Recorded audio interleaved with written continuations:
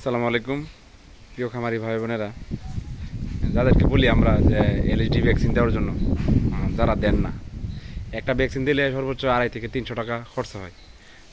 কিন্তু একটা গরুর জন্য যখন আক্রান্ত হয়, ধরে না এই গরুর ভবিষ্যৎটা কী, তা যদি এখন ভালো হয়ে যায় কিন্তু দেখা যায় এর গ্রোথ এবং নানান ধরনের সমস্যা এই ফক্স কারণে, মানে গোটাগুলার কারণে শরীরে বিভিন্ন জায়গায় বিভিন্ন ক্ষতর সৃষ্টি হয় এবং দাগের সৃষ্টি হয়, যার ভবিষ্যৎ একবারে খারাপ। এবং এই কত কত এই চিকিৎসাতে পর্যন্ত মনে কত খরচ হয়েছে আনুমানিক। আমি তাহলে ইঞ্জেকশন করছি আর সেটা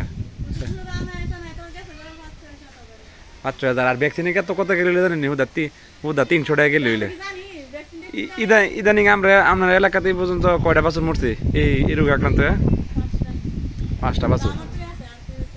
আমরা এটা তো সঠিক ট্রিটমেন্ট হয়েছে আর যত্নর কারণে ঠিক আছে, আল্লাহ টিহা রাখছে, কিন্তু এটাও বাঁচার কথা না, যাক আল্লাহ বাঁচায় রাখছে, কিন্তু এর ভবিষ্যৎ খুব খারাপ।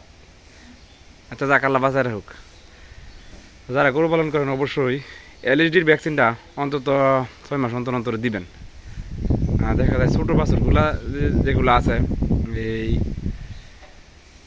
যে কোনো বয়স থেকে, ধরেন না 10 দিন বয়স থেকে 6 মাস 7 মাস বা 1 বছর বা বাছুরের বেশি হয়, এবং